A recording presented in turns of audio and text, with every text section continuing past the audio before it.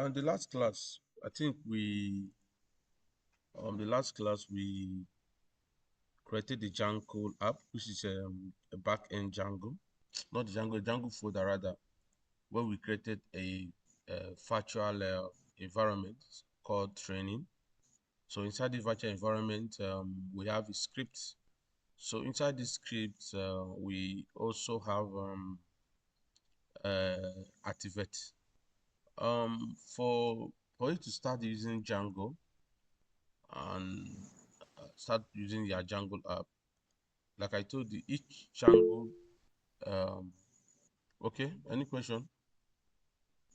All right, each Django project, uh, each Django project you are building, it is also very important to have a virtual environment to help you separate um, the different version of Django and also the packages that you are going to be using for that product, for that particular project. So it is so very important. And before you start using Django, it is also important you activate your virtual environment, because there's no way, just like you install Microsoft Word in your system, and you want to make use of that Microsoft Word, you will not open the Microsoft Word, or maybe you can't install the Microsoft data using it. So virtual environment contain all your libraries and packages you used in developing your project. And if you are not using the same virtual environment to build your application would crash. So it is very important that you use that virtual activate is that virtual environment you use for that application. So although so the next what we are going to do is to activate this virtual environment called training. You can also create multiple virtual environments.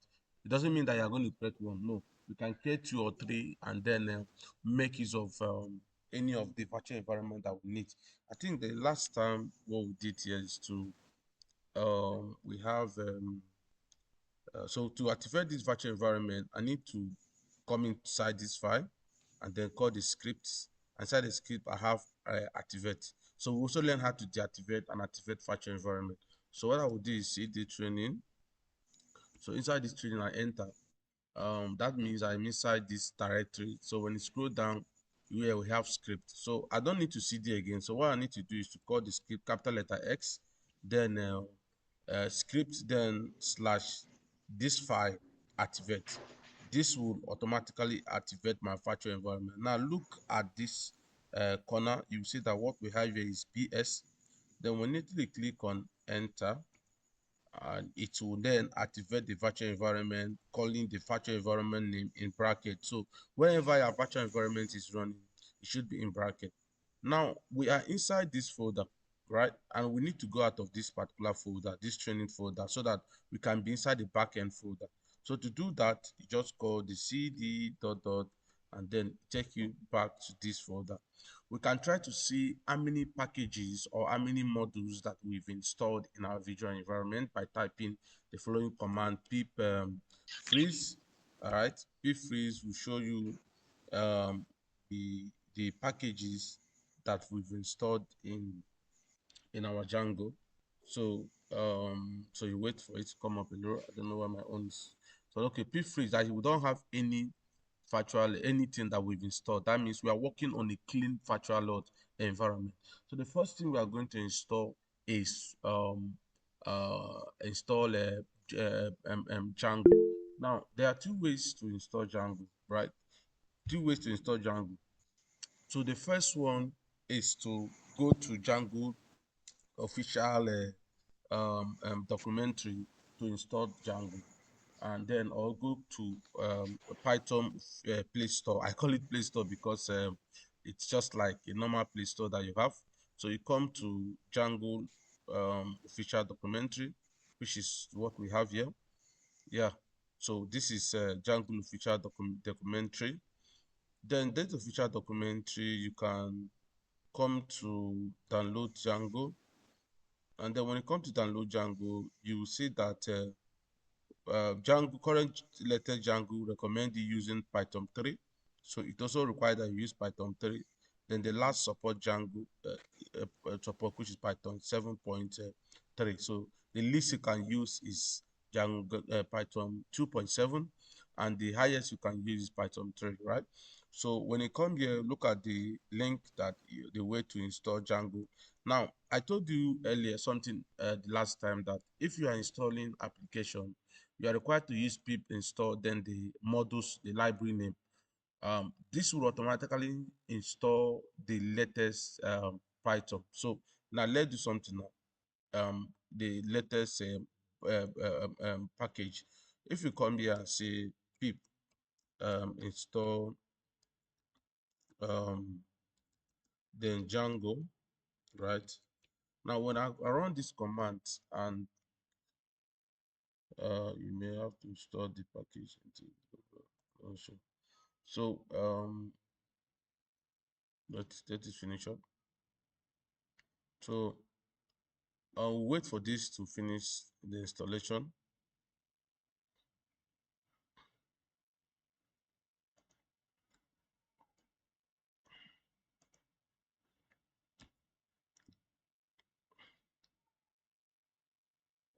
Don't know why my pip takes a long time to respond. Okay, so you can see here it is collecting what is installing is Django 5.1.1. Then when you scroll down, you see that this is what is installing the latest Django. I did not specify the version of the Django, so that's why it is installing the latest version. So it's also very important to know that if we want to install um, any uh, Python package, you need to specify the version to avoid breaking your code. There are programs you may need to run, and those programs require Django 4.5. So that's why it's also very important to read at the documentation of that particular package you are using to know the version that is supported. And sometimes the version that is supported may be listed maybe among the let's say maybe among uh, uh, the package you are installing. And let's say, for instance, your Python is 3.4, your Django is 5.0, and here they specify Django uh, 4.5, and you're using Django 5.0. There is a possibility that that package may not work very well. So it's also very important to read the documentation before installing to know the version that is that is fits or that is recommended for that particular package. So it's also very important. So like I said earlier, our Python is still installing. Django is still installing. So you give it time to install.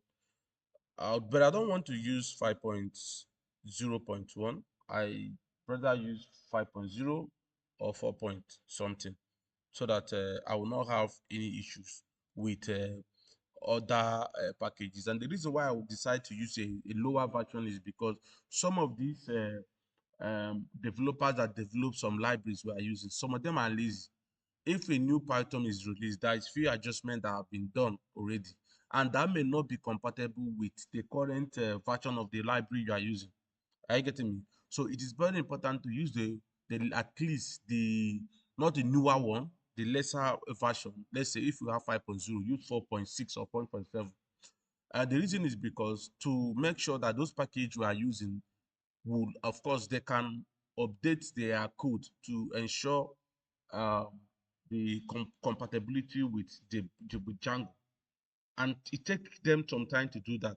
Some may not even do that 3 4 months or even a year after the release, right?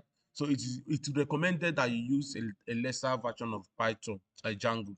So if I come here and type Django, I'm going to see different Django release. I would recommend you going to the official website. You can see, you can read about the note, what is new on the latest version that was just released recently. We'll see how we can get the list version, or to have the list of all by some. um, so think we can get other version here. So this is the latest version, and what that was released September 3. So I advise you not to use this, because some packages you may be needing can come to release history. So I'll recommend you using 5.0. Can use this 5.0 at least a year, 2023. It's a year, not up to a year. So you can install this. You can see if you want to install 5.0, you should install Django 5 equals to 5.0. So you need to put the equals to and then the version of the Django. Very, very important. All right, let's see what's happening here. So we have some issues. We have some exception error line. Okay, these are the issues I always tell you about. Always use the latest one. So let's use the list one. The Django pip. You can go back there and just copy. Save yourself the stress of typing. Copy and come to the VS Code. Then right click. So this 5.0. That's what we need. So pip install. So let's quickly install this.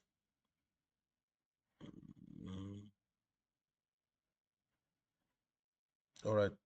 So this is still installing.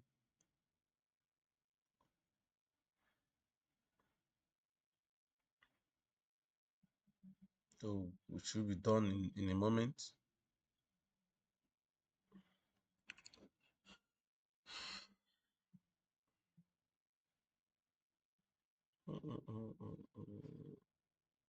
Okay. So let's be checking out the documentation, an overview of documentation. So hopefully we'll be done with that. All right. We are going to explore this documentation tonight, because there is nothing you can do without documentation. I don't know why it's taking time. I can do fast now. Um, okay. You can see successfully installed, right? And when you install Django, there are some packages that comes with it. So let's quickly pip freeze. So when you install Django, there are some packages that comes with it. So when you look at here, you will see that the Django comes with some of the packages, right? So take note of these packages that we've installed. Now we've installed Django. We successfully installed Django, and if you want to confirm that, you come here, come to library. You can see the Django that we installed now. You can see the Django, which you have already installed 5.0 listing. So that's what we have installed already. So the next thing we are going to do is to create a Django project. What is Django project, right? I'm going to create Django project, and then also look at quick review of let's say Django parts. So let me quickly go to Django part. Okay, there's no necessary of doing that. So we want to create a Django project, right? Now, immediately you install Django, you have access to a Django command called uh, uh, Django, right? So let me quickly okay. Now Manage. call not manage, it's called admin, right? It's called Django admin. So it's actually the Django commands, Django admin. It's actually a Django command that you can use to this. So let me get that. So it's called Django admin. So this is a command you can use to create a Django app. So a Django project. Now, what is project, right? What is project and how does it work? When we talk about project, a project is like the site you want to build, right? Now, the site that you want to build, let's say you want to build an Amazon website. So Amazon, entire Amazon is a project, right? The entire Amazon is what is a project. So entire Amazon, remember we have different section in Amazon. We have the shop section, we have the add to cart section, we have the registration section, we have the logout section, we have the profile section. So those profiles are called app. Now, Amazon is broken down into different parts, but it's a one project, right? So we want to create a project. So that project that we are creating is like the name of the website we want to build, the name of that project we want to build. And to do this, you need to call a command, Django. So the Django admin, this Django admin, then the name of the app, right? In that Django admin, you can call another command, start what project. Then when you start the project, then the name of that project you are creating, right? The name of the project you are creating. Let's say the project we want to create is a cohort, um let's say cohort database, right? Database or cohort records, right? Now, in this code records, the code record is the project name, right? The site we are building or the software that we're developing, it has to do with the cohort project, right? So that what project means. So whenever you want to build a new site, it is required that you whenever you install the Django, you create a product. So in that app product, we have different apps. Remember, as I told you, if you are building a larger project, right, you can like the what I'm building currently. Each of my projects I'm building, I have an app. If I'm building a login, so if I'm creating a login functionality, so that app or login app, I can say account app. So account app will have my login logic. You have the login functionalities or logic. It has the logout logic, you have the registration logic, it has reset password logic, you have welcome email logic, you have what's it call it, the profile logic, right? So that's account logic. It has to do with account or authentication. So if I create the account logic, all my code, source code I'm using, that is tailored that account would be stored in that application. Now it's a choice, right? It's a choice. If we can also create one app, at least what you need is that one app to build your software. So what app does for you is to break your code into different pieces to help you manage your code base, to help you read through your code base and be able to manage them. Imagine building a site like Amazon and you have just one app. It's going to be crazy. It's going to be very, very crazy. So it is also important to do it, but it is not a must. But you can have at least one app. You need one app for you to be able to start building Django application. So we have project and we have app, which I'm going to explain more better what the app's all about. Now, the next thing I'm going to do, next step is called Django and admin start what? Start project. Now, the name of the project now, cohort uh, cohort record, right? Now, core record is the name of my app. Now, immediately it creates the project cohort project. It will then automatically create a folder. Now, look at the folder that was created. If you are seeing the folder, give me a thumbs up, please.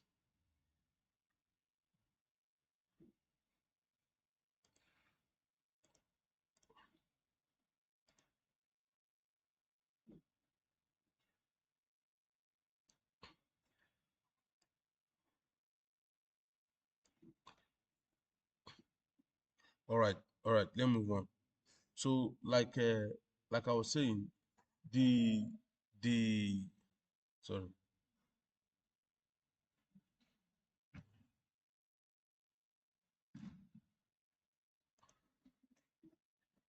Oh my dear, excuse me. All right. So, like I'm saying, we have created a Django project. Now, this is Django what? A Django project. Now, inside this project, you will see that we have another project called cohort records, right? Cohort record. Now, we have another app here, a file here called manage.what.py. Are we communicating? Manage.py. I'm going to explaining what manage.py is all about. And when you open the manage.py app, um, okay, now let me explain further on this project. Now, this project is like the brain of our software, right? This is the file, the folder there. It's like the brain of our software. It is advisable not to let's say not to touch anything inside that manage.py. Don't touch anything there. Now, this manage.py is actually a utility file that provides that help us manage our Django project. So this file help us manage our Django project. Yeah, you can interact with Django project in different ways. So they help us to interact with our Django project, such as if you want to run your server, right? So you called manage.py run server, right? It helps us create database. It helps us migrate database, right? So there are a lot of things that you can do with this manage.py. So it simplified project management, right? It actually simplified the project management of our Django project. So anything we want to do or any interaction we want to have with our Django project, we must call the managers PY, right? So this managers PY, it's a very, very important file in our Django file. Without this managers PY, there is no way you can use the Django application. So note, like I said, the Django managers PY provide help to manage your project, right? Now, this file help you to interact with Django project, right? It help you to interact with Django project, carry out activities, migration, running your server, checking your bug. So there are a lot you can do with that manager's PY, right? Well, fantastic. Now, this is the manager's PY. Now, let's do something, right? Now, for you to start using this command, remember this command is inside cohort project, right? So inside this cohort project, we open this particular file, everything here, any file inside here, this is what we call your basic directory. So this is your primary what directory. This is your primary directory. On no account that you will do anything outside this cohort project. Anything you do outside this cohort project in the name of cohort recording folder, in the name of running it, any command is not going to work. Now, on no account you should add any file in the already existing one we have inside cohort project. Now, this is like the brain of our application. So this is the engine room of our application. Anything that happen on this app, or any of this app, the entire project we have built will have issues. So it's also very important that you run that application very well. Now, inside here, now we have this cohort record. Now, this cohort record, it's the core directory, right, of our Django project. Now, this contains configuration file that control how our Django behave. So this particular file, right, contains a configuration files that control how our Django behave.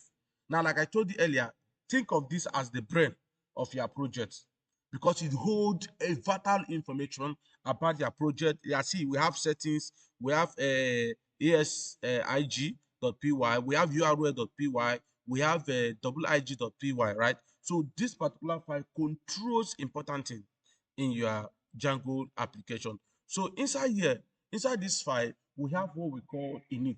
Now, this init is a special Python file, right? You all know that in Python, if you want a Python to treat a particular folder very differently, you need to put what in it. That means it will treat that folder like a what as package. Have we done that before? Where we create init as package or as model. Are we done that before? When we create a folder Yes, we've done it. We've done it. good, fantastic. So this will treat your Django folder as a model to enable you import that package, right? If you want to import this without this in, it will not going to work. So this contain this file. It's empty. You can see I open it, it's empty. But on no account, you should delete the particular file. On no account, you should delete the particular file. Don't delete this particular file, please. It is also very important. Now, I also want to talk about a very important file here, which is Django settings.py. Now, this Django settings.py is where all the configuration for your Django project lives. So all the configuration for your Django project lives here. Now this setting controls a very important information about your Django, right? It contains information like the database information, which what we are going to be looking at this one by one. It controls your security information. It controls your Django messages, emails. If you want to send emails, this is where you are going to configure your emails. If you want to configure your Django database, this is where you are going to configure what your Django database, right? So it contains a lot of information, right? Which I'm going to explaining very soon. So we have the other files called Django py URL. Now this URL is responsible in routing, right? We all understand what routing is all about in Python. So I think we have explained that routing, which I'm going to also explain in it in so that we can be able to understand what the routing, Django routing is all about, right? Now, the routing, like I told you, is the URL. It controls this is actually a primary routing. You can see we only have one primary route here, which is the admin. I mean, whenever you create a Django project, the admin file will be created so that we can access the Django admin. So this file here, and it controls the Django admin. Like I told you, if you install Django, you are going to have Django default admin. So this particular file is like the root file. So this is a root file. This is a file that if we build our project, we want to create a URL, you can come here and connect our project to our Django application to our URL. It's a very important this file. So here we have what we call ASIG. So this AIG is like a quick stand for I think the acronym of asynchronous server gateway. Now, if you are building a mobile app, it serves as a protocol or a WebSocket. If you are building a chatting application let's say application like WhatsApp, where you carry out asynchronous information, what you need to work with socket is like you are creating a Facebook application where people can chat with their friends. So then you use what we call this AS which stand for synchronized server gateway interface, right? Now, this asynchronous gateway interface allow us to handle asynchronous web protocol and real-time website features like WebSocket, right? You know what WebSocket is all about. So WebSocket is just application that can enable you receive real-time information like WhatsApp. If your friends are typing, you are chatting with somebody and the person is typing something on WhatsApp, maybe the person is typing, you will know that this person is typing. So this is what he meant for. If you are building such application, this is where this will be important. For now, it's not going to be important for us because we are not making use of it now. But when we start building advanced program, hopefully we can use this asynchronous server gateway interface. Now we also have what we call WSG. This is actually a very important file. Now this WSG, which stands for web server gateway interface, right? This web server gateway interface is used to deploy your Django project to a product live server. So this is actually used to deploy your Django project. So if you are deploying our Django project, this is when you need this web server gateway interface. So this is when we need this particular file. So for now, the file that we are going to be looking at needing so much is the setting and the manage.py. So these are the only files that we are going to be working even the next 3 months, or sorry, the next 2 months, until when we decided to deploy. Hopefully then we are going to work with this. But what we are going to do here is a very simple just very simple settings. We are not going to do much. more settings. So if we look at this file, like I told you, this is actually the brain of your Django file. Now, inside the Django file, we have lot of files, which I'm going to be explaining these files line by line. And as we also coding, as we're programming more, we can then understand. Now, it's the first one here. You have the part, right? So it's actually used to handle uh, the file in your part. So this actually used to handle every file that is coming inside this directory, right? So every file that is here, if you want to import, how do you communicate to this file, right? This part is what that helps you to manage this file. Now, inside this file, we have the base directory. So this base directory variable automatically creates a path, right? A path that will help you access any information that is outside this particular folder. Are we communicating? So this basic now. So basic is a directory, right? In Django, it dynamically creates a path from this particular file. Let's say I have something like inside there I have like text.py, and I want to access that text.py inside my Django file. I need to just call the base slash then the name of that file. So when you call the name of that file, this particular line is telling you to go inside this setting folder and collect all this information. So the next one we have here, it is called the secret key. That this is used by Django to call it cryptographic signing. So this cryptographic signing is a security feature that protects your Django app against hackers. So it's also very important not to share this to anyone, right? It's also very important not to share this to anyone. Now, this is Django debug. Now, Django debug help us to know when we are having issues. So when the debug is on, is true, any issue that we encounter when we are building our software, it will point exact location of the issue and tell you where the issue is coming from. So this is actually used for debugging process, right?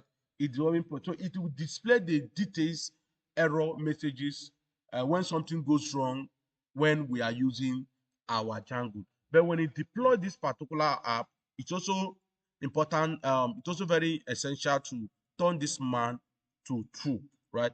Now we also have another one, allow host. Now allow host, um, this is where you add the list of domain name that your Django would be sitting, right? Let's say, for example, you deploy this app. You want when somebody type www.skylineIC.com, it should display your Django application that you built. So it's also very important that you put in the particular URL that you are deploying, right? So this actually it's used during the deployment, right?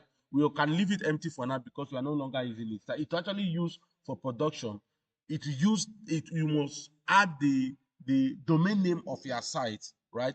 When you deploy. So the domain of your site when you deploy. So if you add skyline.com and somebody visits your app, it will tell them to skylineict.com. So this actually used for deployment and linking our domain name when we are done building our project.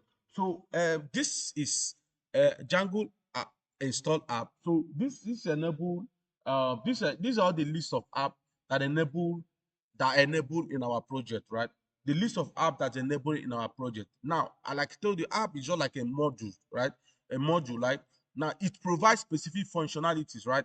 The specific functionality on an app. So whenever you build an application, you create a Django app, and you want that Django app to interact with that Django um, man setting dot to interact with their Django uh, setting files, right?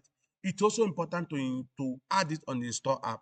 Now, if you not add their new Django application you created, be rest assured that not going to function at all. Because there are things you are going to do that will tell you that the app is not found. So whenever you create your Django app, it is important that you come here and add the Django application, which what we are going to be doing very soon. No, like I told you, this is actually different models that control the specific functionalities of our Django app. Some of them are inbuilt, and while some are custom, right? We can customize it and add our own application. So, like this one is Django admin that in charge of managing the admin. this authentication that are in charge of managing login, log out, log out. This one is section, this one is static file. So this particular app, whenever we've done creating a Django app, the next thing is to add our app into among our app list. So the next one we have here is middleware, right? Django middleware. Now, this is the list of requests and responses that is execute in our Python application, right? These are the requests that is execute in our Python what application. So in that Python application, you can see we have different middleware. Now, number one, we have message middleware that in charge of displaying messages, requests, messages in our Django. We have session that in charge of to know user that log in and user that log out, right? How do you know user that log in? Is this session that's in charge of that? Be able to know a user that log in, to know when a user have logged in and when a user have also log out, right? So this is a Django middleware that in charge of different getting and sending responses and also protecting their Django against hackers, right? Against unauthorized request. Please, if you can hear me, please indicate. I want you to indicate by giving me a thumbs up. Let me know that we are all together. Now, the next one we have here is Django what? Um, Django template. This also a section that display a list of Django template you are using. Now, if you want to connect your Django, if you want to connect your Django to HTML directory, right? HTML directory, it means that you are going to be working with this particular part. Now, so this file, one, you have the front end, right? So the front end, back end rather, specify the template on the Django backend default. So Django actually have a already template, which is, so when you hear about template, I want you to know that when I'm referring to template, I'm referring to files like CSS and HTML, right? CSS and HTML or HTML are files. So Django have default Django template that they've already designed, HTML template. Like I told you, that Django have an inbuilt Django, right? Inbuilt admin. This admin, they use HTML in building it. So this actually refer to Django default template, right? Even when you create Django app for the first time, what you are going to see there is a template. So this is actually referring to it. Now we have what we call directories. Now a list of directories where Django would look for template outside Django app. So if for instance now you don't want to put Django, you create a Django application, right? And you don't want to put Django template inside your application. So this particular place is a list of directory where Django would look for template outside their app. So Django will look for template inside this man here, inside this uh, specific folder. So you now direct Django where he can look for the template, right? So we have another one called true, right? Directory equals to true. Now, this is a list of directory where Django will look for a template um, um, to look for a template inside uh, each of your installed app, right? So if this man is true, right, what happens is that each of your Django app that you've created will have their own template, which we are going to do, right? We are going to also do that and move on. So other things are so this actually functionality that inject additional Django features, which we are going to be looking at to be able to inject additional Django features. So this here is our database where um, we okay. Let me talk about this. I think I didn't talk about this here. So this particular one, it is um, it is the part that links our app, our Django project to our web server, right? If we want to deploy this, this is button one we are deploying. So this will help the web server gateway interface to be able to communicate to our app in case that we need that information. So here is our database, right? So this section, um, this is our connection of our database. How this particular file here connects our database. So we look at the database we are using at this point it is Django file, right? The backend dot mysql3. So the in default, when you install Django, in default you are going to get um, SQLite, right? SQLite. So that means at this point that the database that we're using at this point is a what? Is an SQLite, which we can also switch to other database like Postgres, MySQL, MongoDB, right? But in default, when you create a Django app, a Django project, in default, it's having MySQL. So that's why you have this MySQL here. So this other one is the name. Now this is calling the base underscore MySQL. That means whenever we run this MySQL, we are inside the this folder. So when you are called the base is referring to inside the cohorts folder, not this folder, not this particular one, but inside this folder that is the same with managed .py. So this is referring inside the folder. So whenever you are seeing the base, it means that if we start using our database, the Django will automatically create a db.mysql, which we are going to see inside the same folder with the manager.py, and henceforth I will call it my root folder. So when I refer to my root folder, it means that I'm calling a folder, I'm calling file inside the cohort record, the first folder of cohort record. So any file inside here is this is my root folder. So when we click on it, everything here is root, right? So this man is referring to this. So this is SQLite data information. So other ones are just minor things that we are not going to be looking at for the moment. But I just use my time to explain each of the functionality, what the Django settings, which is very important. That you need to understand the Django setting before we move ahead into writing our Django code or into creating our Django application.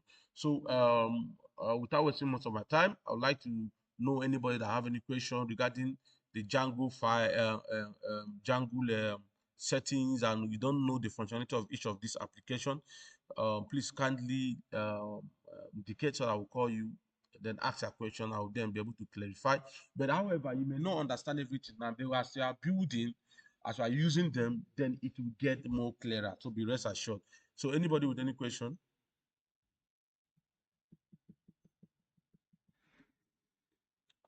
Anybody with any question? If you don't have question, give me a thumbs up so I can move on. Excuse sir. All right. Excuse sir. How do we download this cohort records? Where is the call record? Which of them? That folder there. How do you install it or add it in that place? Are you here from the That beginning? Beginning of the class. no, I missed the beginning. Sorry. That's the problem now. There's no way to explain it to you. You watch the video. If you are here in the beginning, you should have known how to do doing that and it's taking us back. I get him. So we created a Django. Please mute your mic here. I'm hearing feedback. So getting feedback rather. So we created a Django start project records. So this record created new two folder. One is the root folder, and second folder is the folder that have our settings of our the brain of our Django files, our Django files. So that we have settings, URL. So URL, like I explained earlier, this is a route, a primary route that we are going to be connecting. So if you want someone to go to your website slash the name of your app, then I can decide to have login slash login. So this will look the slash login among the list of applications that you have. So basically, that is what it does. So any other question, Lawrence? Okay, good evening, sir. Nice having you back. Sir, quick one. How do we delete this folder? For example, we don't want this folder. This one you just created now. We don't want to start. So how do we take it off completely and put another one? For example, we wanted to create cohort, but we created cohort records. So we want the cohort records to go away so that we'll create the cohort. That's one. Number two, can you please expand the terminal so that we can see the process? even especially for those that didn't join the class on time. Thank you very much, sir. Okay. Okay. So this particular folder, you can rename it, but don't delete anything here. Anything you delete here, the rest are failure. Django will not work. You can delete, don't delete anything. That's the truth. Because you are going to need this, you are going to need this. Yeah, of course, this is important. Every file you see is important. So you can rename it to anything you like. You can say project settings. Make sure that as you're naming it, don't name it with the name of each of these models here. Because if you name it, it will conflict in terms of importation. So I think any other question again? Do you ask any other question? You ask another question. Lawrence, you ask another question. No, no, sir. I'm good. Thank you. Thank you, sir. Okay. Um, who is next, please? If you want to ask question, unmute yourself. Good evening, hi chief. Mm, yeah, No, hi chief. Good evening. No, can you hear me? I can hear you. Okay. My question is regarding to the key that I say we are not meant to share. So how are we meant to this thing hide it? Because I know if we deploy, as all these things are here now, if we deploy this folder to GitHub, the key is going to go with it. So how are we to hide it? And it's also important that if you want to hide this, like if you are getting your email settings, your database settings, you are going to hide it. You can use environment file, which we are going to be discussing, not on this class.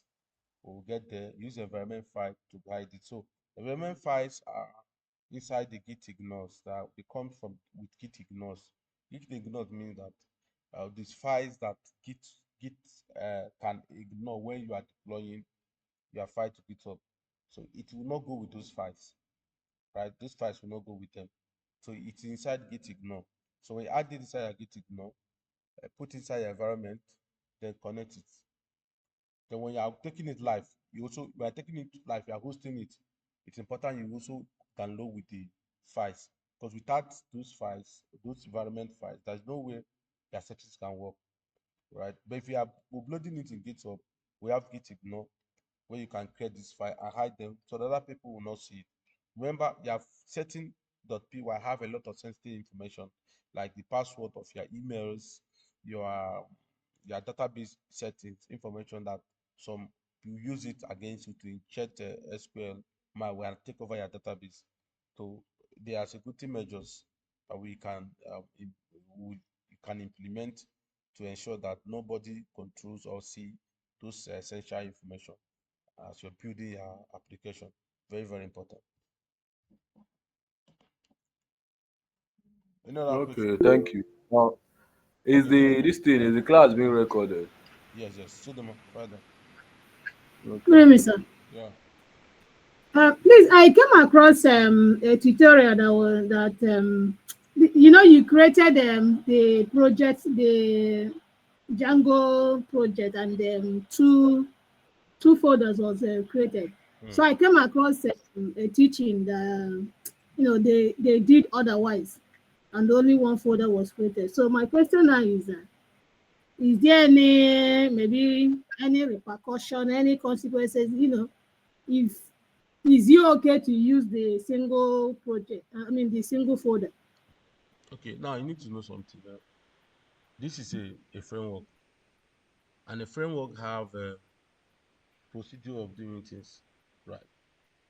And this folder were not created by me. Were not the two folders, one folder were not created by me. It was created by Django, which means that they have the reason of creating it. You may be getting some bug in the future. You may not know that because you are not having the folder is why you're having this issue. I want to advise you to keep this file in the same with this manager.py as a file. I don't advise you.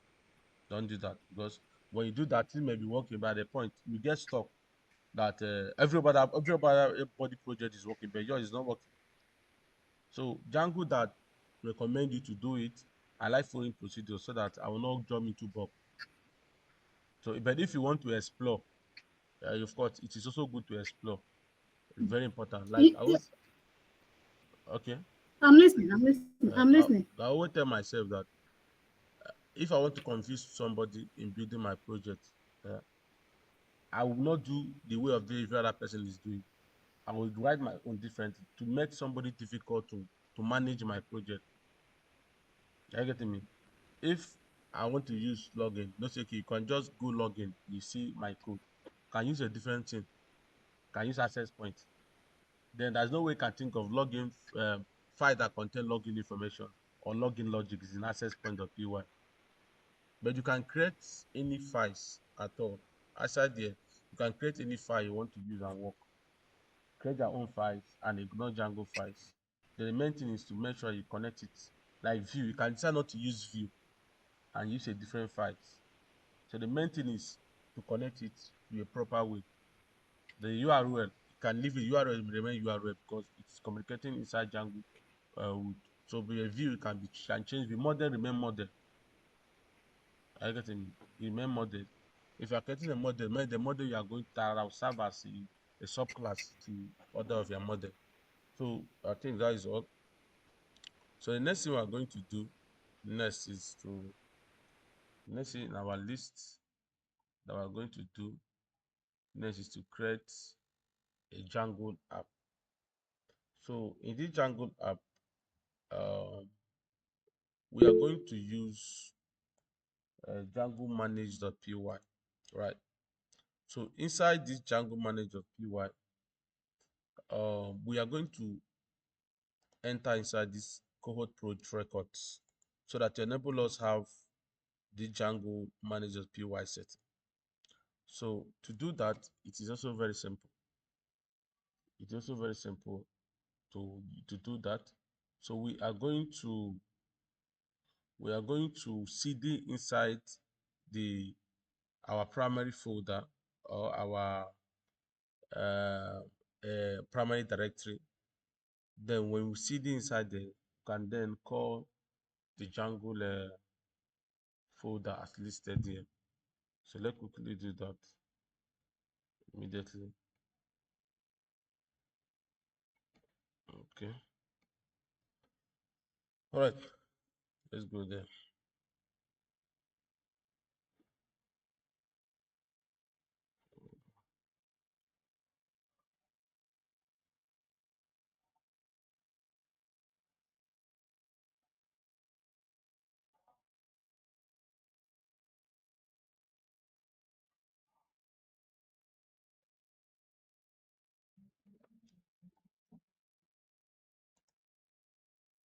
Okay, then move on.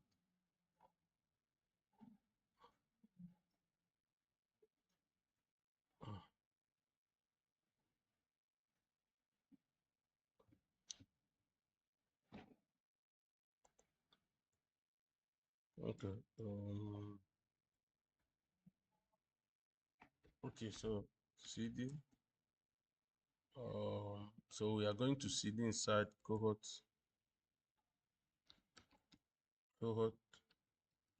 records. So you enter. So inside this cohort records, if we want to learn more about um,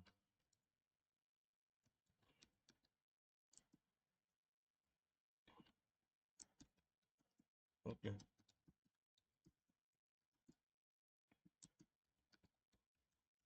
Now what we are going to do here, to call this command, we are going to call Python manage.py. So let's do manage.py help, right? Okay. Let enter. Now inside the manage.py helps, I'm going to scroll down here and see um, all these files section by section.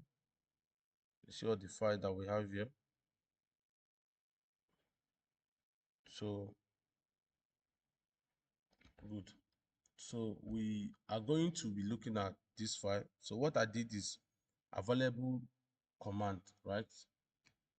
Available command of all these Python manager.py. So we are going to be looking at each of these commands, what each of the command does, and how we can use it. Now, the first one we have here is auth. So this auth means authentication, right? In Python, it means authentication. So the authentication allow allowed us to change uh, the password of a user, right? In the authenticative modules. So if you want to change the password of any user, I want to change the password for Django admin, right? You want to change the password of Django admin. So you need to call Django manage.py change password, right? Let me show you how to do that in a bit. So when you come here, um, you call Python manage.py. You can call change password, then the name of that password. You can see 1 2 3 4 5 6 7 8 9 0, right? So when you run this command, the admin password in Django that you use in logging in would automatically would be changed to a newer one. So we have another command here, which is Django create admin, right? So um, this command is used to create a Django super admin account. So administrative account. So for the Django manager.py uh, create super user, who create the Python admin account. So the admin account is account that have overall power to all other Django admin. Very, very important. So you have overall power to all other Django admin, right? Every other Django admin. So it is so important that you use create super user to do that. Then we also have uh, uh, content type, right? So this content type, uh,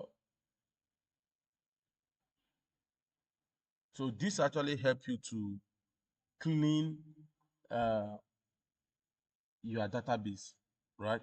It helps in maintaining and clean your database. So if there are database records, right, like you make changes in your database, it will record and track all your Django, the modules, all the large changes you have made, and then see where the error is coming from. And then it also help you clean off that error that you're having in your database. So the next one is Django command. So the Django word command. Now we have check, right? Now um, um, this particular command is due to check that all your Django projects are properly configured. So if there are issues that you didn't do well in check, it's going to check it and give you a feedback.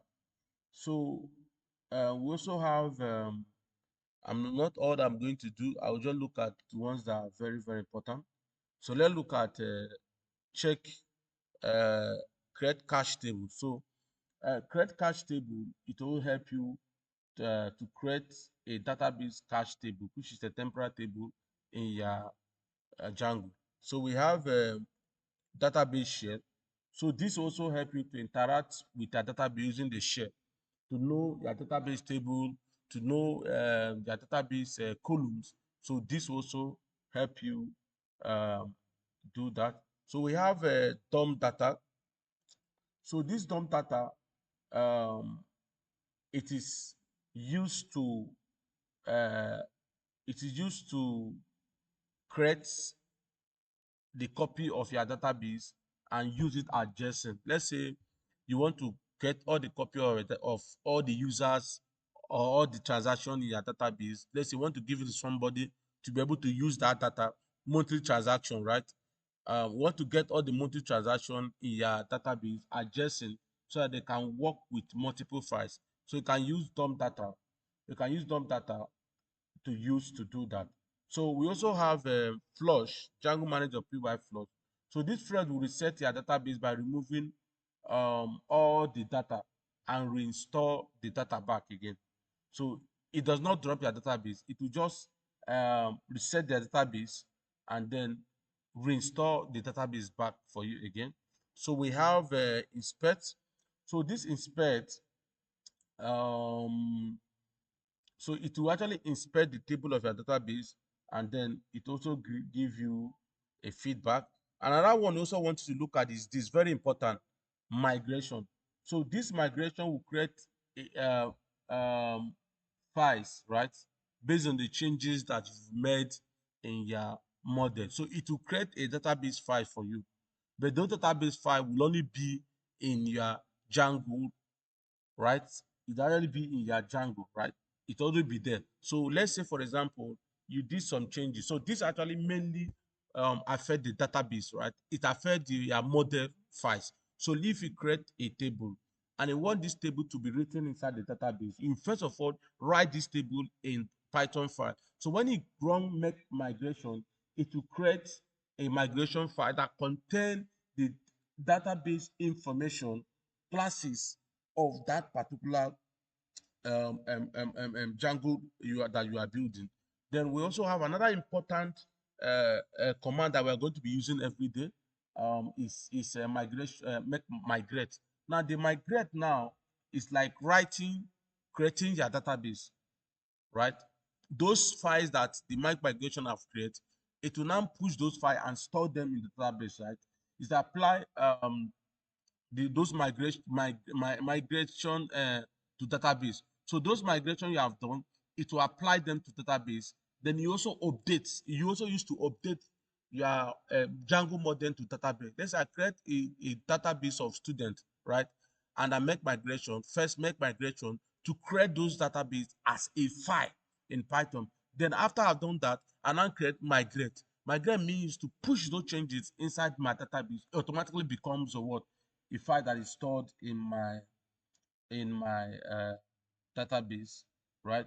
So we also have uh, send email, test email. So this actually used to send a test email to make sure that their Django backend email is working. You can also use it to check that their configuration is working. Now we have a show migration. So this function is used to show a list of migrations, whether those migrations have applied or they are not applied. You will check all the list of their migration. So the next one is flush SQL. So this actually return the SQL statement uh, to restart or delete all your database in an SQL. So we also have a SQL migration. I think we are going to be needing this any moment from now. So let's move on to the most important one now. Now, remember the most important one that we need is this create super user. I want you to note the functionality to create a super user. Every other one we are going to be needing it, but not really important. Then we have make migration and migrate. These are important commands that we're going to be using. So like I said, make migration is like creating your database on Django files and then waiting to migrate to another to write it inside your database. So another file that I like to we are going to be using is start what app, right? This start app, the start app we used to create a Django app, right? If you want to create a Django app, you can create. They also have start project, right? Start project create a Django new project for you.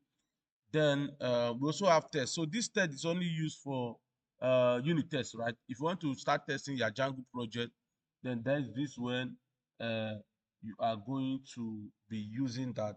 Then we have session, clear session.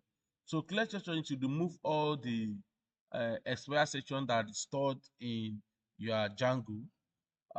We have a collect static, right? collect static. Where is that? Collect station, collect station. Let's look at collect static, right? So this collect statics will collect static of all each of your app and then apply them in a specific place that you can use them. So this actually happens when you want to deploy. So we have find statics. So this find statics will find statics file based on the name, their parts. Then you can see. Then the next one is start server. So this help you to run your Django development server to allow you test your project locally, right? And also come with the port of 800. So one of the things, like I said, we are going to be needing this. This will use it once in a while. We are going to be needing this, very important, these two. We're also going to be needing um, this and this, right? So this is what Python manager.py, every information you need for the Python manager.py. Any question? Before I move on, please. If you have any question regarding, okay, okay, the guy, or yesterday, Yeah, thank you. good evening, IT. All right, Yeah, when you talk about Django Start Server, you said it's going to run on the port of 800. Is it yeah. 800 or 8000? Because I'm confused now. It will run at the rate of 8,000, not 800. Oh, you mentioned 800. That is what I'm asking. Thank you. That was a mistake. All right, Higisi. Yeah, good evening, sir. Yeah. Yeah, in the place of the password, is it the old password that will be typed or the new one? No, the new That one. change password, new one. Okay, okay. The new one. Uh, Okay, sir. so what we are going to do now is the next thing we are going to do is to create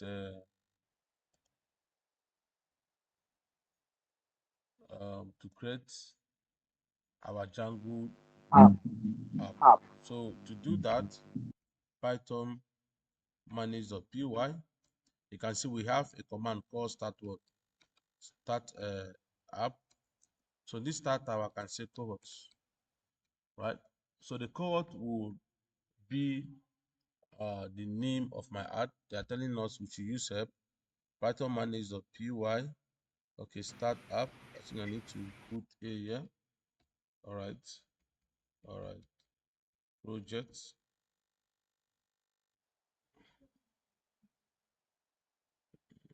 Okay. When you come here, you notice that we have created a Django word, a Django app, right? You can see that here we have the first app, and then we have here we have a project cohort records. Now I want to explain the difference between the Django app and the Django what do they call it? Um, now let me use this Sir, service that sir, here. please, can you kindly remove, sir, please, can you kindly remove the training folder you have there? Because we are not using it and it's confusing somehow.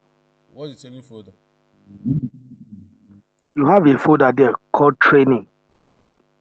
What work you think you are not using? That's virtual environment, Marshall. This is a virtual environment. This is a virtual I'm environment. talking about a folder called training there. Yes. This one. Yes. Why do you want us to It was remove it? created in the last one. Why do you want me to remove it? I Eh? think it's not part of the program now. It's not part of the app you created. So it's not part of that. We're going to remove it. Are you sure? Are you sure you know what you're saying? The guy, Yes.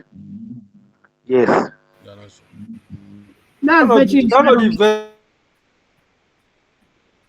The guy, I'm not sure you are sure. If you are sure, you will not be asking. virtual environment? That's virtual environment. Mm. The guy, that is a virtual environment.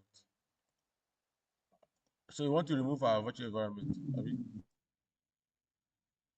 The guy, So I'm here.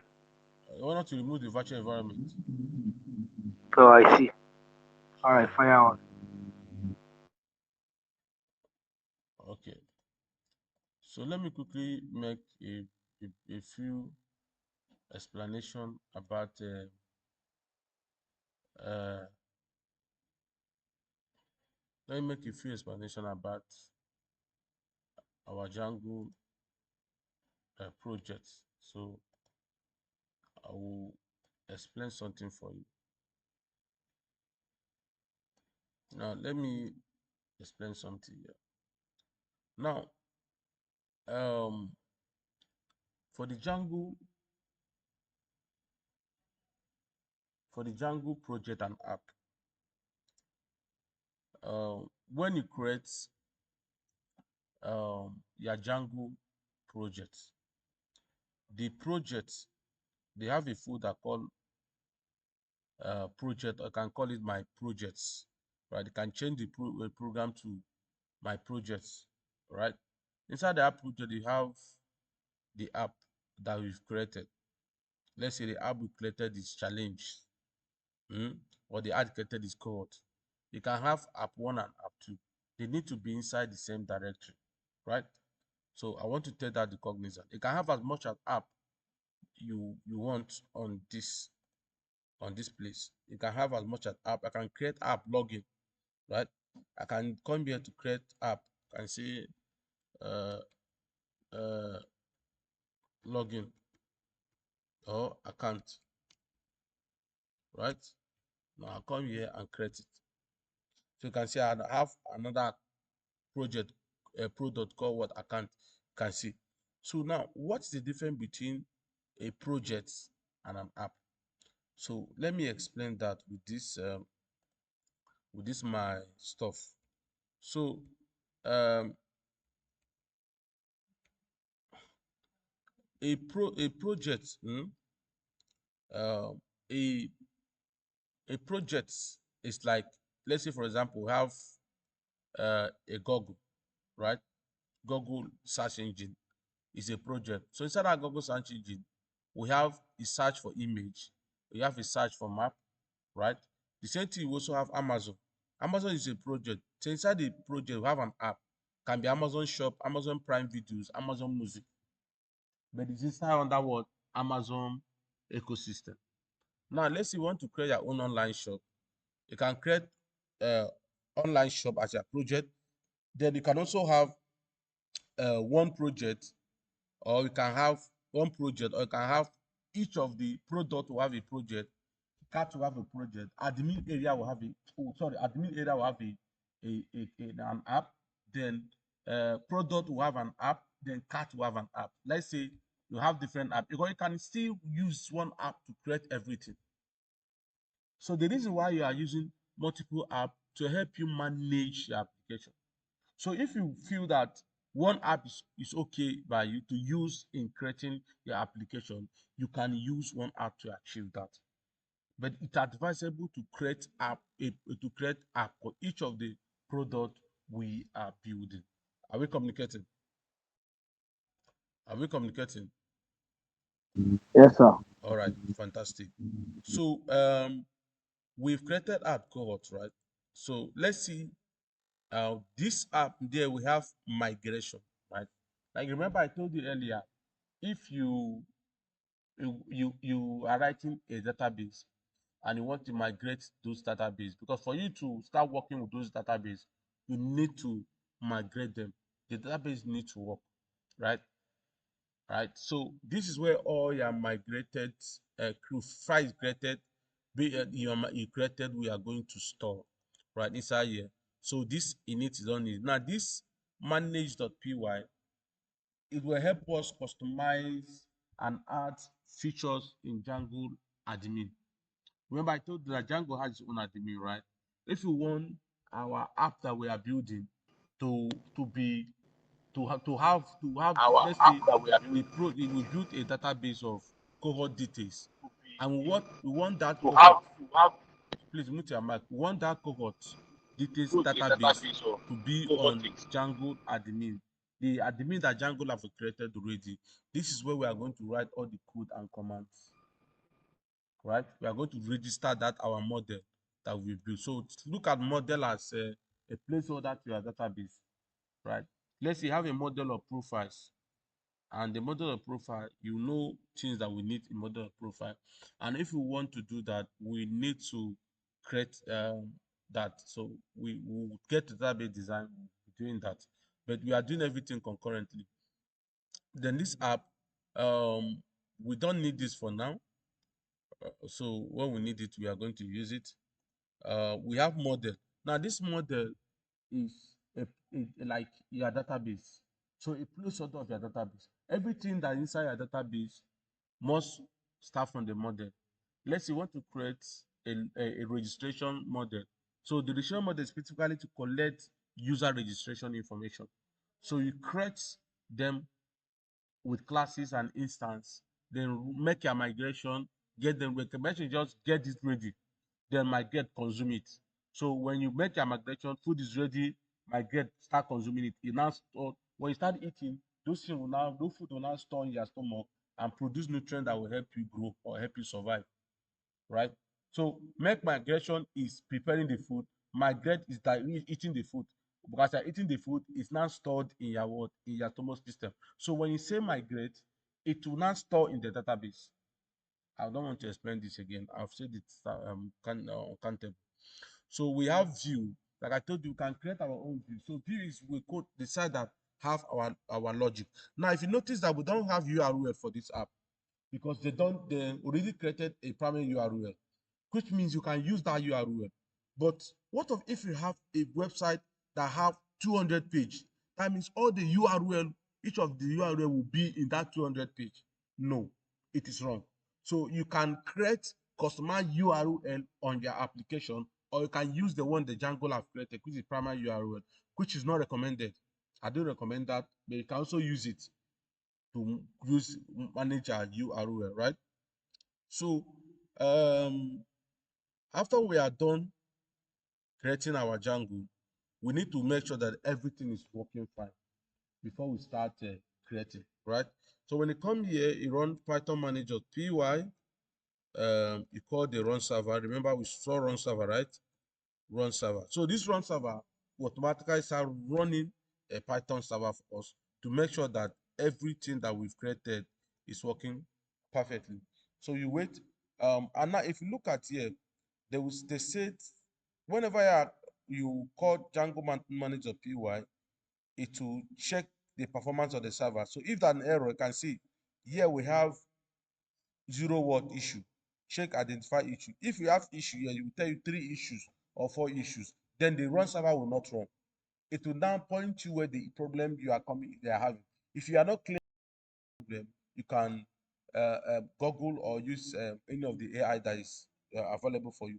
Now we have 18 on apply migration. Your project may not work properly until you apply migrations. Now the migration, like I told you, Django already have inbuilt features like authentication, section. They have created a database for you already. Remember, I told you database is about if we call it in data migration, it is about database. So they're telling us that we have already 18 database from Django that we need to create the table for them so that our app can work successfully. Without running this migration, there is no way you can log in into your Django admin, or there's no way you can be able to do anything in the database, right? So our program is running on port 800. Now we can copy this and come to your Django projects. Then you type this here, enter, and now look at what we are having here. They said, yes, our project have worked. Congratulations to us, right? That means we have been able to create and install Django application, right? Now, when you come down here, why is that whenever we visit our site, this page is what is showing? Because the reason why it's showing, because Django already have a default setting for us, which we can override, and we can decide what the user will see whenever the user visits our website. Now, if you come back here and type slash, let's say backend. Now, if you type slash backend, you are going to tell you that the page is not found because there is no URL on that. You know, I told you that URL is whatever you call, it will trigger the view the view, it will trigger the view, and the view will not send the information to template, and template will not display here. So if you come back to our Django, you come to URL. Now you see that inside that URL, we only have only one URL, which is called what? Admin, right? /admin. Now when it calls /admin, it's going to call the function that is here. Whatever that inside this function, we're going to display if you successfully send information to the template. So if you come here and call /admin,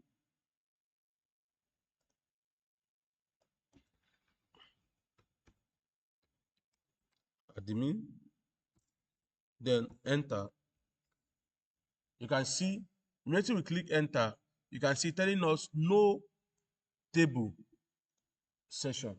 It means that this man cannot display, because before this man needs to display, we need to create a database and migrate all this into the database before it works.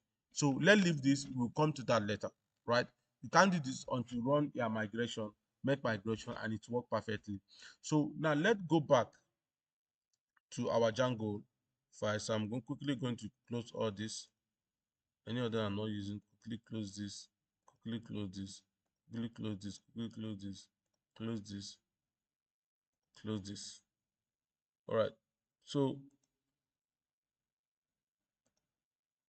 then we have cohort. Now let's come back to this cohort and then go to our view, right? This is our view. So this is where we write the logic, everything that we want to do in our application. So now, what are the first thing we are going to do? We are going to write a view in view. So here you can write any logic, you can write class, you can write a function. So let's start with the function. What are we going to do? So if we want to write a view of our application, then we come here, we write define. Then what do I want to write? So what I want to do is that I want to check if I want to just write any random thing, right? I want to check numbers of cohorts that are available, right? So when I call, then I call index, or I call cohort, or anything I call, it can be anything, cohort list. Then you open, this is a function, the way we write function in a Python. So this is like a Python function. There's nothing is different here, just like their normal Python word function, the way I'm defining Python function. Now, what I'm going to do again is that when they call this function, what do I want to do, right? So what I want to do is that I want to return something in the browser, right? I want to return something here, anything at all on this browser. Let's say if you come to this browser, I want you to see something, right? So what I'm going to do is very, very simple. Instead of using this pass, I can then use return. You know that return is to return whatever that we want to display to user to see. Then I use return. What am I going to return? I want to return some responses, right? Now let me show you what return does. Let me show you what return does. Let's say, for instance, let me just open that return. I think I have that return there. Yeah, boom, boom, boom, boom, boom, boom, boom. Okay. All right. Let me just bring out something for you guys. All right. So let's quickly check out this. Right. Let's quickly check out this. In this, I have my return, right? So inside this return, what this return code is doing is that when the user type in something, it's sending a request, right? Inside that request, the server will now return a response and send back to the user. So if whatever you are typing in a browser, it's called a request. It's a request you are sending. Now you ask yourself a question: whatever we are doing here, is it going to be a request? It's going to be a request. If it's a request, that means we need to pass in a parameter here called what? Request. Are you getting me? Because it's a request, right? It's a request that we are sending. So when the user sent any request here, right? When he sent a request here, then it's going to um, get those requests. Now, view is responsible in processing the request. So the view is the this thing that is responsible in processing the request. So the request will pass through the URL. The URL will now process the view, send those information to the server, and then the server, which is the database, right? The database will send the response back to the user. Apparently, that's what we are doing. So as a sending response, what you are going to need here, you are sending request. You are getting and sending the request back to the response. So if you are sending the request back to the response, we are going to need a response. Are we communicating? We're already passing requests because we are getting in requests. So whatever we're passing here is what the user is passing, a request, right? Then we are going to send in a response. Now we'll do some importing here, right? If we can decide to pass in what we call the HTTP response, we can come here and say return capital letter HTTP um, response, right? Now, when you call this now, you notice that it is telling you uh, response is not defined, right? So we need to import that response before we can use. You can say, okay, import response, then you can decide to say, hello, my first cohort listing website, right? My first cohort listing website. Of course, we are going to have an error here because we need to get this response. It's not defined. Then what we are going to do is we'll come here and we'll say from Django dot https import what https what response. Are you getting me? Maybe we import that https response. So our spelling here is even wrong. So we are going to call it. That see, this one is one that we are calling. Now, if we are done writing this, we are done writing our view, then what are we going to do for the response to trigger this function, right? To trigger what? This function. What are we going to do? How do we access this information? Remember, I told you to get any information from the browser, you need to send what? A URL, a path. Like if you come here now, you see that we have a path slash what? Admin. And that slash admin that we called earlier, that's a path. It's the URL, right? So we are going to create in our own URL that will help us to access this particular view that we've created. Then what we're going to do is that we don't have URL in our cohort list. I want to create a URL, right? I want to do what? Create what? A URL. Coming. So what I want to do is that I want to create a URL inside what do you call it? Inside that particular application, which is also very, very simple to do. We can quickly create a URL and be able to use it to work on anything we want to do at all. So let's quickly move on.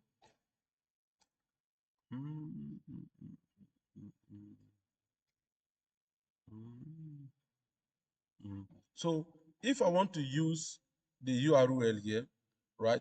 Let's say when it comes to URL, and I want to use a default URL without creating mine, I can come to this URL to call, come to URL here. So what URL I want to create, right? Can come here and say, okay, but then here I can say cohort, right? Cohort. So the cohort here is a part that I will pass in the browser, in this browser. Let me show you in this. So I'll come here passing word cohort. So I'll come here passing word cohort. Now when I pass in cohort, it will now call the we're having problems, so we need to run our server. Let me see. Okay, now you're telling us missing part require what? Argument cohort. So which means we are not done yet. Now when you come here and call this, So when I call this, I want this to trigger this particular application. So where is this application lies? This application is inside cohort, right? Inside the cohort, you have a folder called cohort. Inside that cohort, we have a folder called view. Inside that view, I have a file called cohort list. So remember, inside this cohort, we have cohorts, then we have view, we have what list. So we can come here and put comma the same way they did here, and then I can call the cohort, but I need to import it, right? I can say from cohorts. The way I call these cohorts, dot view, right? Or cohort import view, right? You can import view.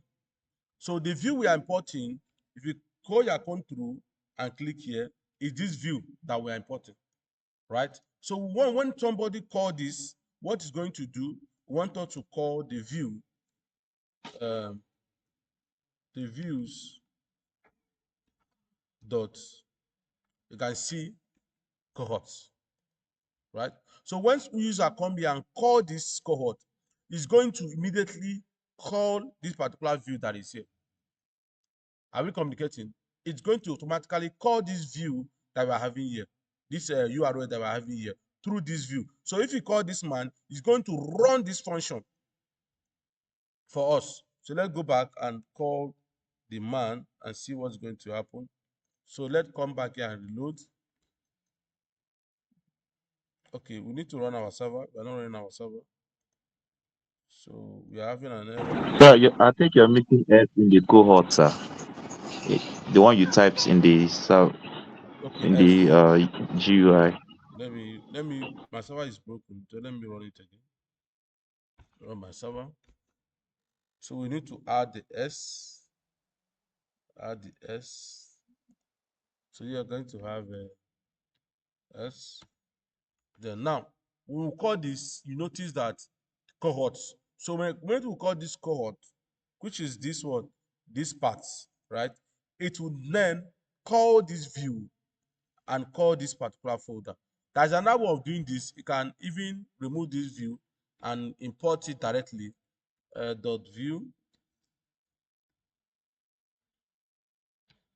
View import cohort list. So what you need to do here, no need to put .view. You just need to just call the cohort list. I think this is make the code more simpler, right? Run this.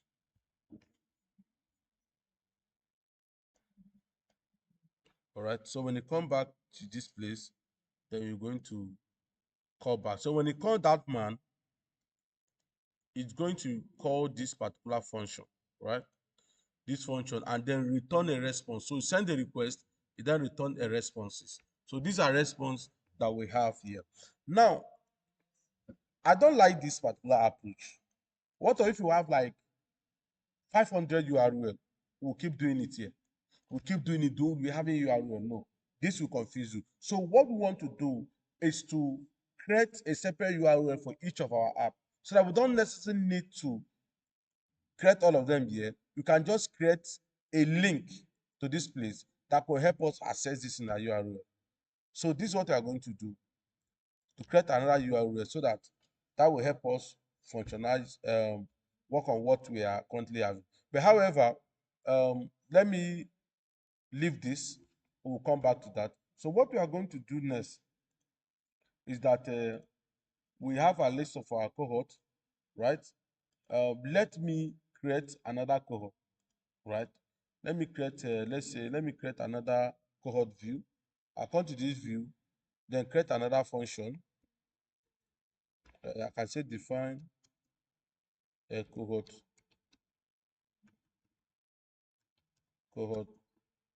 20, right? So pass in the request because it's The spelling of cohort is wrong.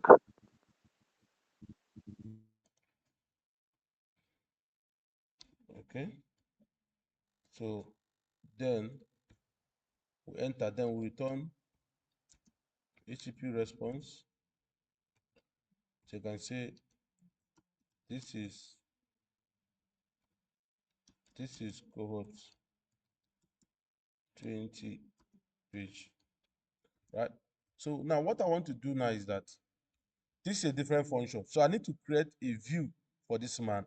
So I don't want to do the same other route that I use. I want to use a different route entirely, right? I want to use a different route entirely to help me achieve that. So what I'm going to do is that I come to this view, this cohort. So inside this cohort, I want to create a separate view for this man.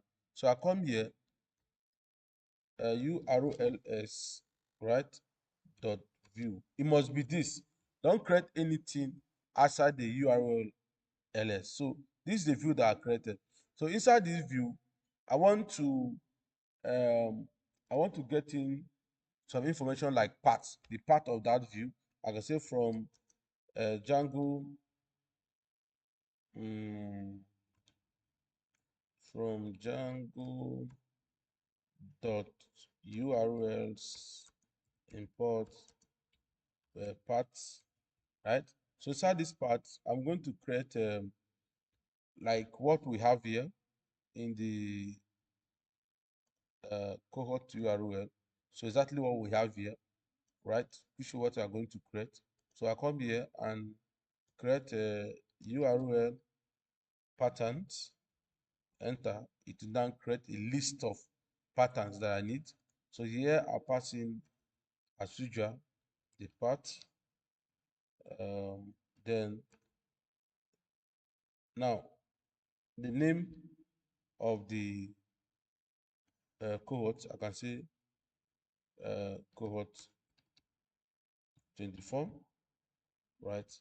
Then next is the view that we are connecting to that cohort. Remember this other one, when I come here, because of the URL is in a different folder, I use from cohort. But now we are doing inside cohort, we use what we call relative import. So relative import is, or absolute import is dot, we call view, right?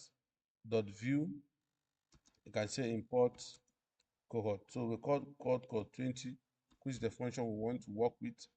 Then here we are going to call cohort, and then we're also going to add what we call name, right?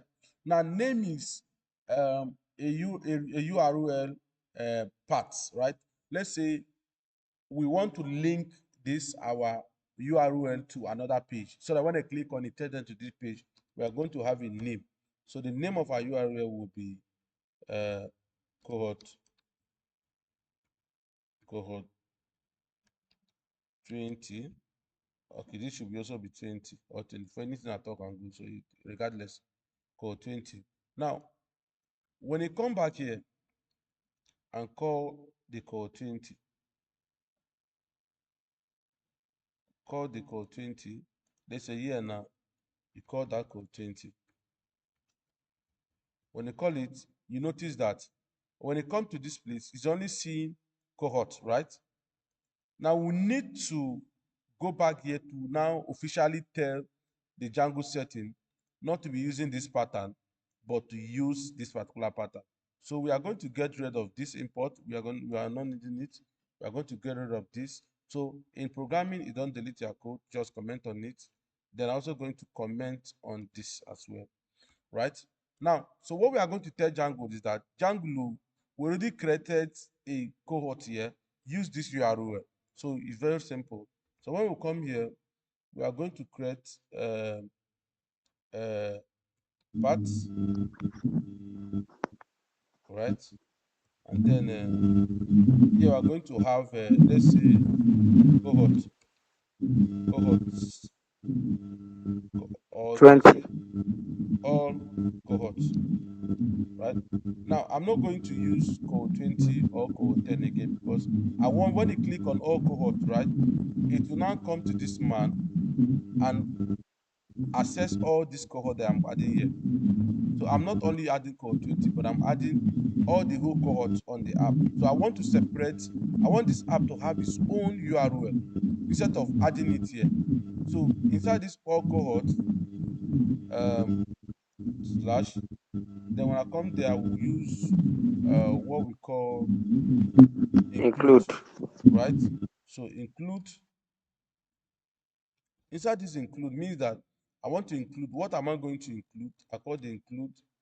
Then I will tell the app that, see, Oga, I have a cohort here, right? So what is the app name? We call the cohort dot this, cohort dot this. So here inside the include, we're going to call the app name cohort dot urls, right? Now this is what we have done. Let's run this back again. So let go after. Now, okay, right. So this is what we have done. And then when we come back uh here, I will call code 20. And the child code 20 is telling us that we have all cohorts. So we are going to call the app name, the path name. So remember the path we use here is what? All cohort, right? That's the part we do. Then slash cohort 20 that we have in the app. So what we did here is to first create, we already have an app that is running. Then we have this part called 20, which is this cohort is referring to every other URL path inside this man. So we need to call this man first, and then when we go there, we call the cohort, all cohort. Then we click on all cohort, and you mistakenly enter.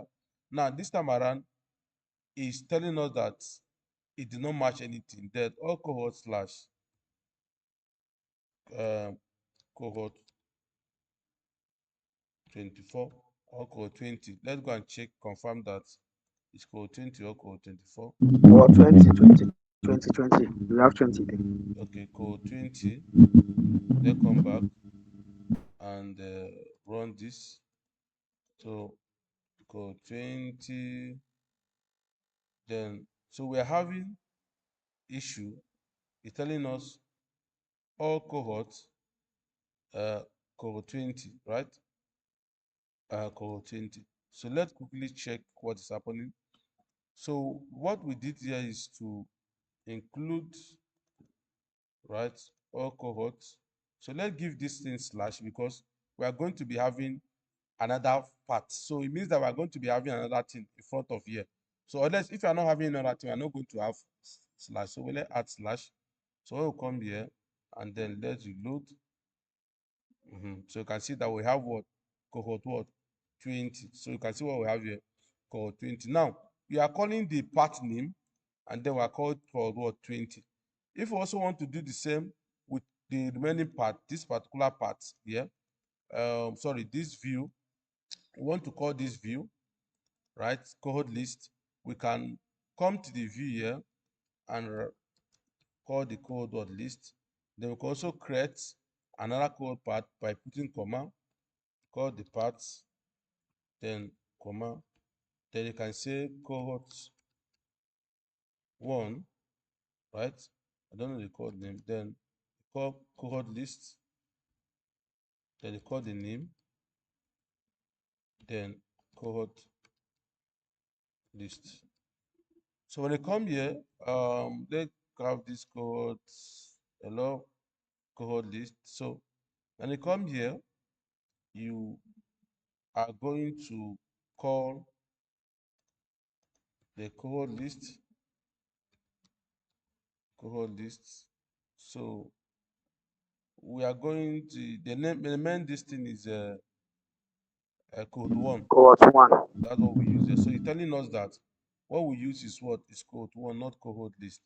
So we can come here and run cohort what? Cohort 1. Now you can see what we've been able to have here. So let me quickly do a recap. So we created a function called list and then passing a request because we are working with a request, which is the browser. Then we return a response. Then we create another function, passing a request, we return a what? A response. Then we create a cohort 20 and cohort 21. So that when the user called it cohort 21, right, to cohort 1 is going to run this particular function cohort list because it's actually connected with cohort 1. So we have cohort 20. When they call the cohort 20, it will call this man here because it is connected to this man. So another thing you also want to do on this app, uh, is to we are going to now, if you come to this side and then you come here, you call the first page. The first page you are going to be seeing on this app,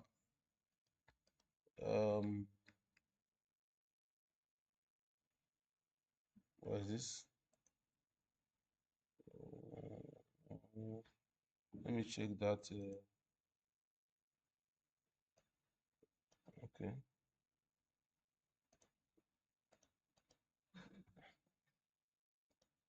Mm,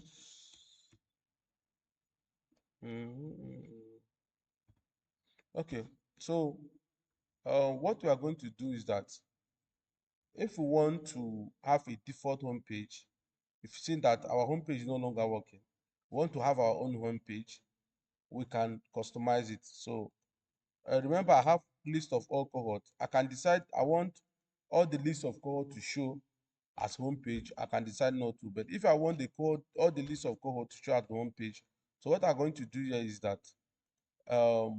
when I come here, I'm going to remove this. Okay, so I'm going to remove this. Come here, come to this primary. So I want this one to appear as a default cohort whenever I use a type our browser. I'm going to remove this, but when I remove this, I come back here and type this, enter. Now you see that it's still not working, right?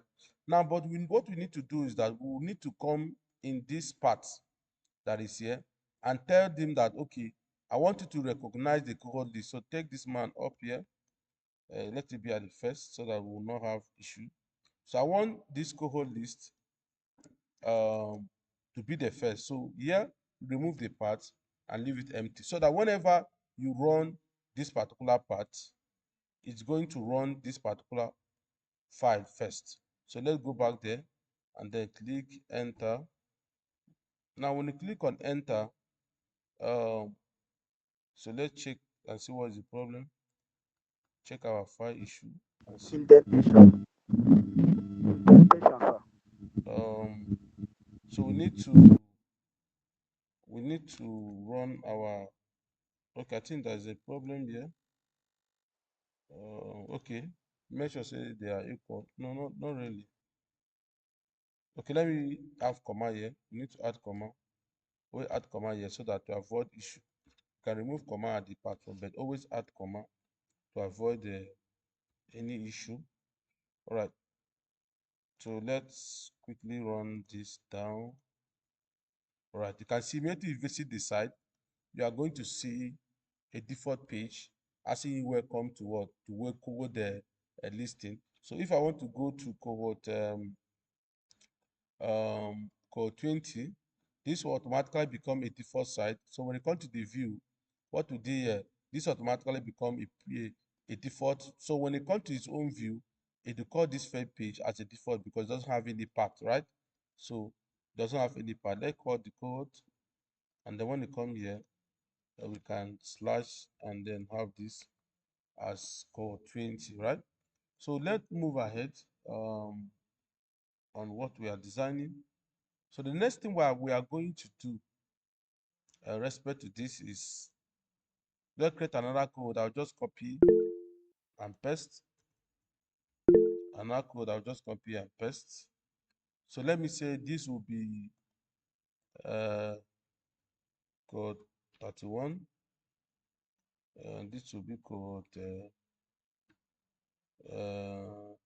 let's say code, I have like code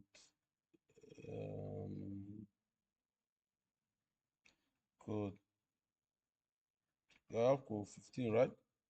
So code 15. So I can say this is code 15. This is code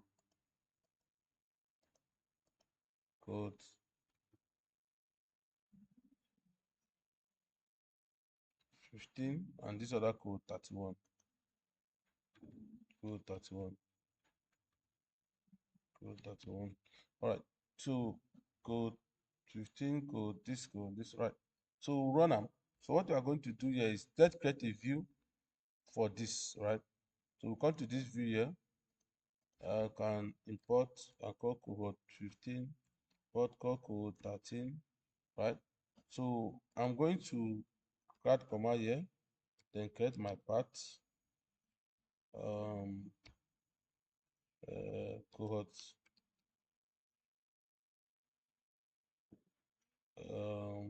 15. So I'm going to call the cohort 15,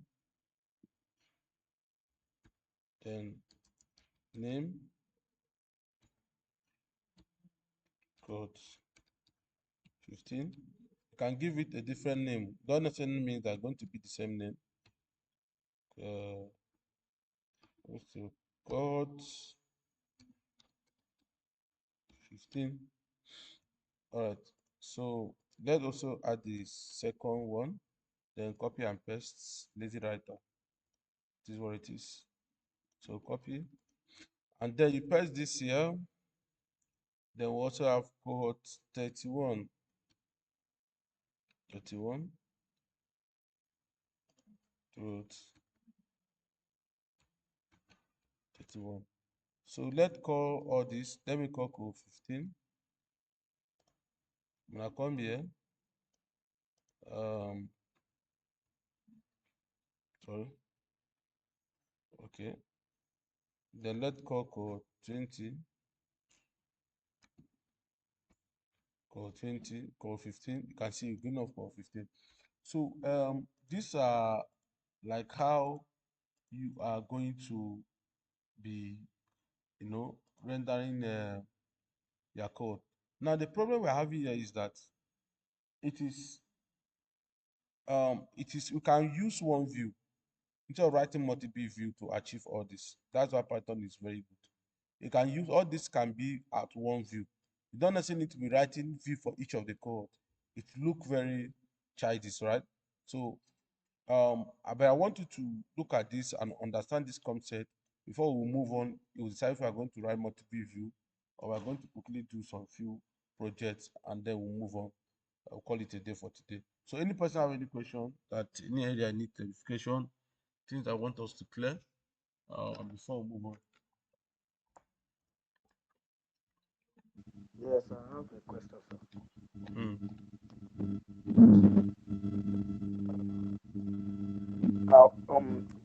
I want to ask, we are using functions to create our views here. Yeah. What will happen if we make use of functions? Because I think we can actually use it to make Use of the view as word. well in our class instead of function. We have not started building. You are learning. If you don't learn, there is no way you can. You are learning basic. You finish learning basic, understand the concept before we move into using class. So we'll come to that. I'm What use talking, I'm talking about this view. I'm talking about this view. the word? We are defining our view here. The view here, we are defining our view using a function. Hmm. I'm talking about using a class. What is the difference between using Now, function or a, the class? a class Because I know here, we can use class as well. we have not entered class. The difference is much. Class is very easy. They already build with class. You don't need to write too much code. I get me. But as learning, as beginner, you start with the view. I get me. We start with the view, and when we get to class, we sort the class out. But you need to know the basic concept first. We will not jump into class without if you don't know the basic concept. So if I start building now, if I was writing it, do you understand anything? So we'll finish off the basic, which we'll finish up soon. Then we'll start building. As we are building, we are learning more. The basic is almost done. The Django basic is very sweet. So any other person? Another person. Okay, no question. All right. So if you don't have question, we are going to move on. All right. So if you notice what we've done, we've been able to work with URL, which is this. We will work with the view, which is this. We also work with this URL, the other URL, which is this. So if you can't explain these three code, you better go and watch the video, and then so that you can understand each of the concepts of what we have done. So there are many ways to achieve this. There are many ways to achieve this. To using Instead of using all these three view, right? I can easily convert this to one view and use it. So what I'm going to do here is very simple. Uh, very simple.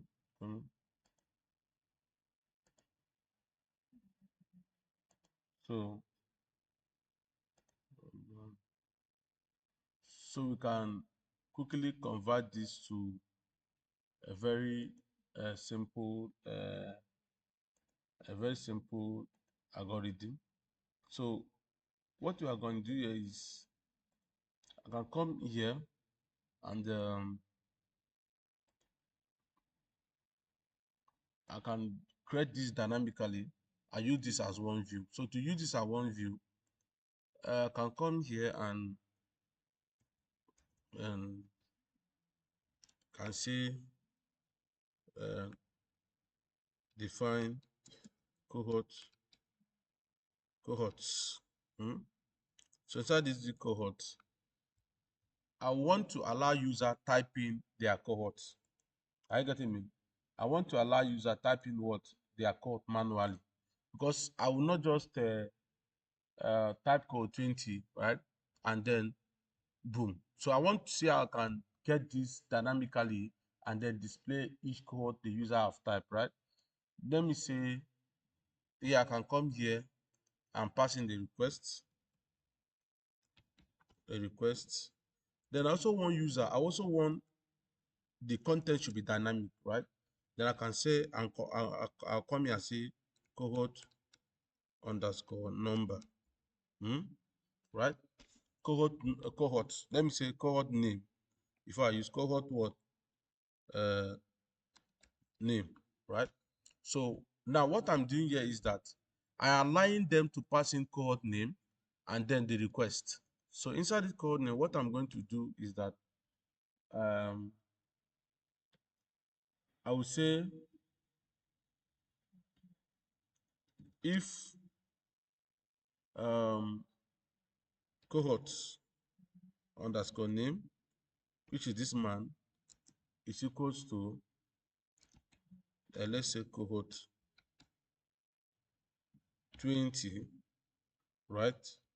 So what you're going to do is give me this page.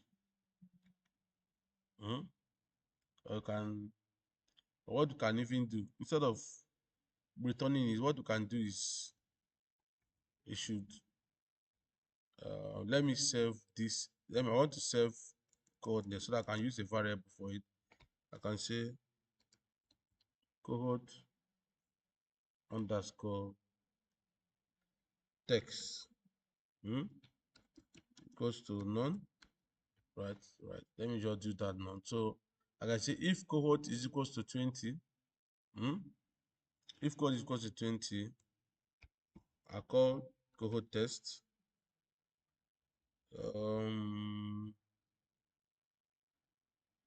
Cohort. So the code okay, sorry, I need to do it under here, under this variable.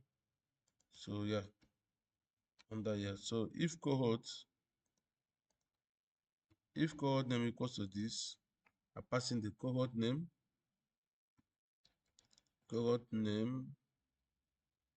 test equals to then I can come here and pass in this is cohort 20.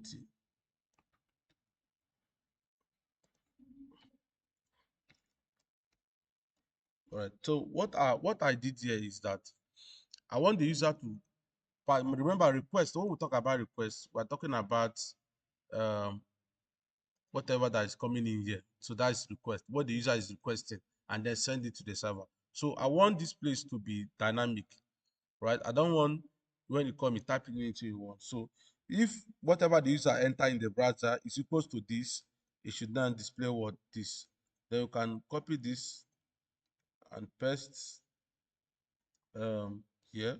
So you can use s if, right, cohort name, sorry, let if cohort name is equals to let's have a cohort 30,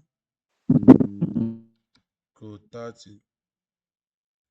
So if what the user is entering is cohort equals to cohort 30, then we should have this again, enter. I'm going to type this page is cohort 30. So let's do another else if again. One more three, one more two or one.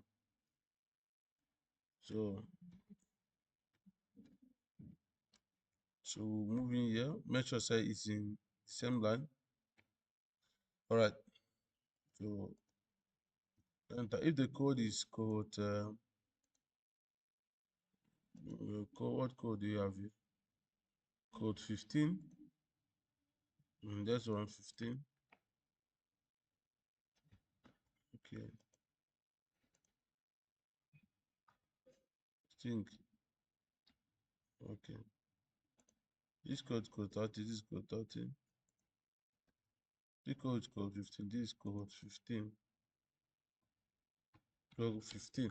All right. So next thing we are going to do here is we are going to use S. So if the user did not enter anything, if the user did not enter anything, we can return S. You can return um, the response. Hmm? Okay. This cohort enter is not on our database.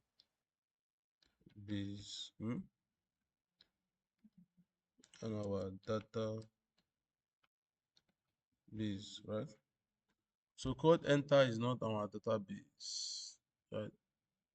So the 30 is supposed to be 31. Yeah. Sorry. The 30 is supposed to be 31. Because we don't have 30 up there.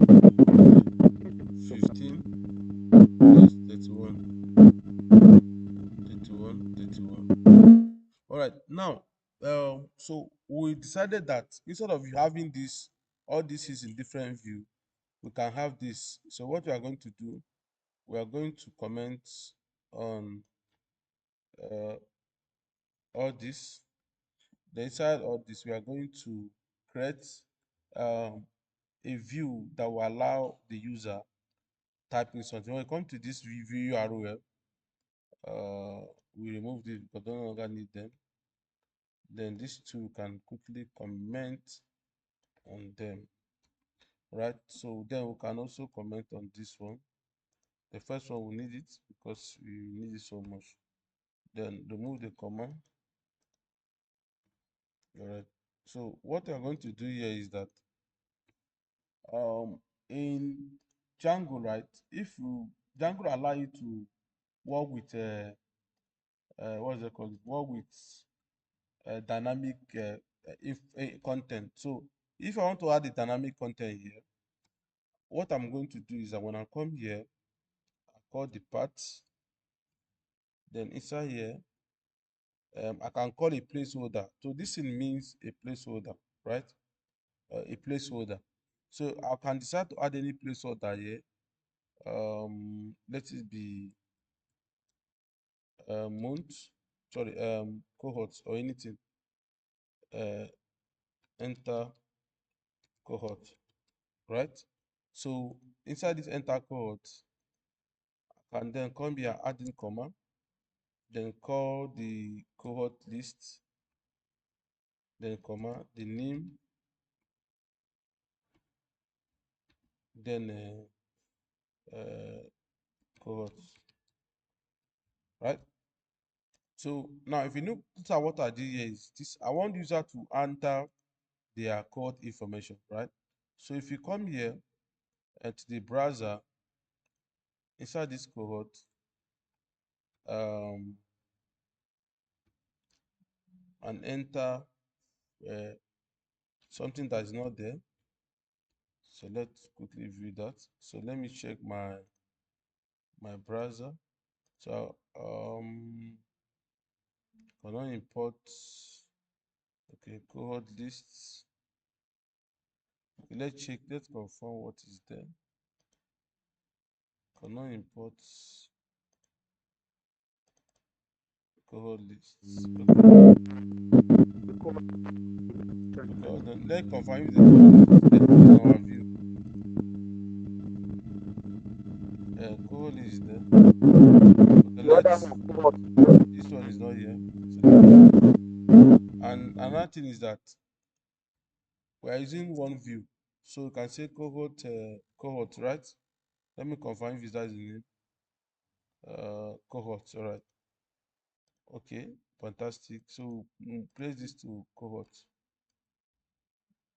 Um, Cohorts. All right. So let's make sure that everything is working. All right. Now look at what they are telling us. So if you look at what they are telling us here, they are telling us that the cohorts require got unexpected keyword enter cohort, right? Right. So the enter cohort, it got unexpected keyword enter cohort. So let's try to do something here. Let's ignore this. We are not, so this is the reason why we are having this error. So let's try to enter something. Okay, the same thing. So what is telling us that it can enter unexpected key cohort? Why we're having that issue is because when you come to this view, what we have here is cohort name, right? So whatever you're adding on this view should tally with whatever you have here. So if you're having cohort underscore name here, it should also be the same thing you are going to have here, right? Then let's go back and then enter. Sorry. Oh, sorry, excuse me. So now they are telling us the view cohort did not return any HPL, it returns no. Now the reason why we're having this issue is because when it comes to our code here, right, in our view, you can see that we are not returning anything, right? We are not returning anything at all. So we need to return something, right? We need to return, we're only returning something on the if statement. So we can come here and return, let's just return the, make sure say yes. So let's not return the text. That's all we need to do. So we return whatever the user is entering. Remove this, remove this. All right. So let's quickly check that out. Everything is working fine.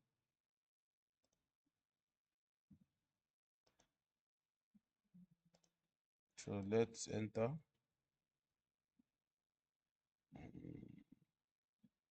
Well, this goes safe.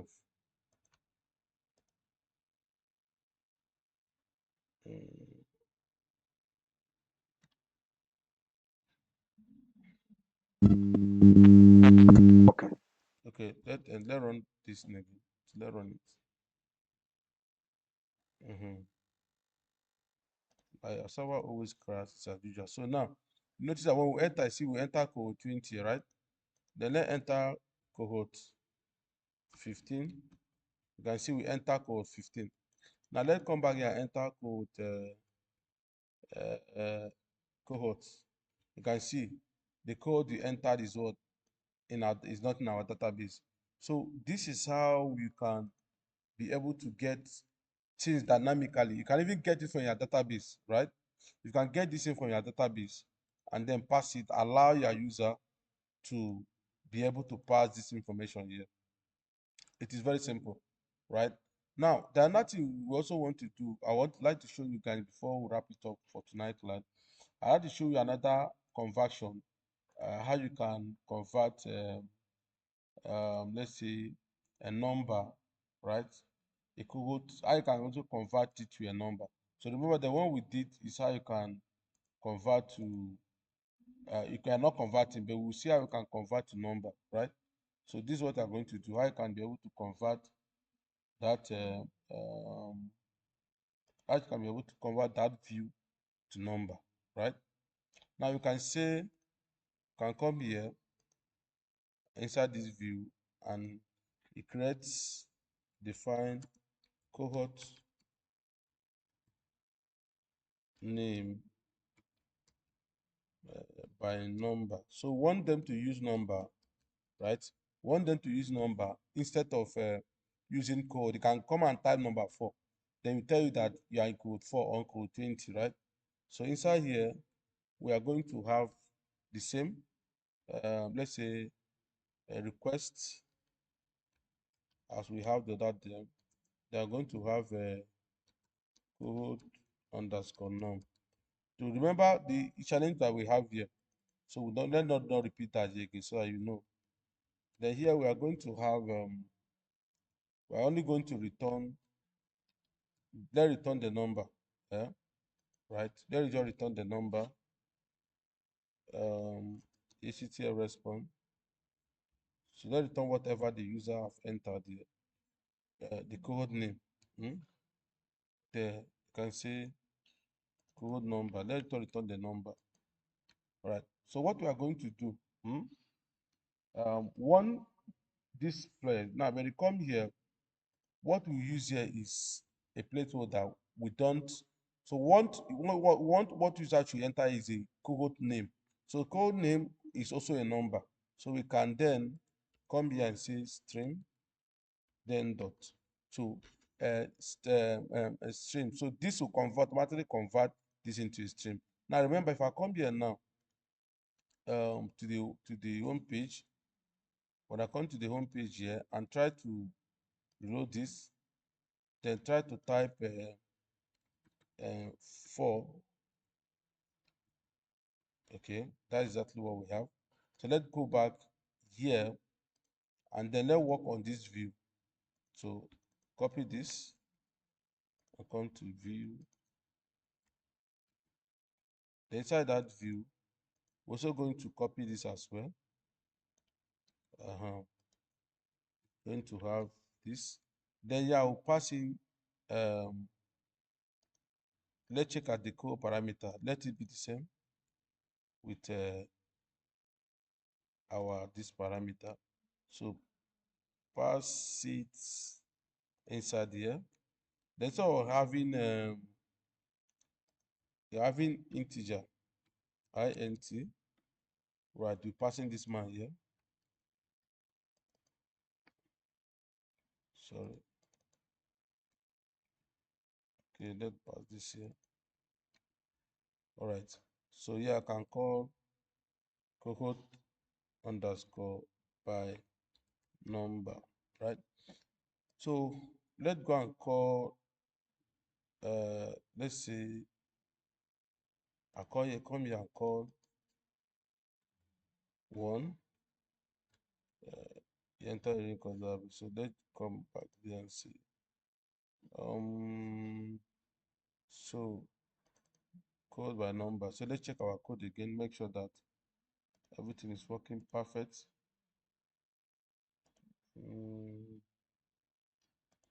This everything is working perfect. All right.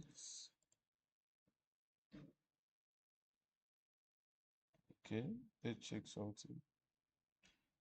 This is return this. This is an integer mode. All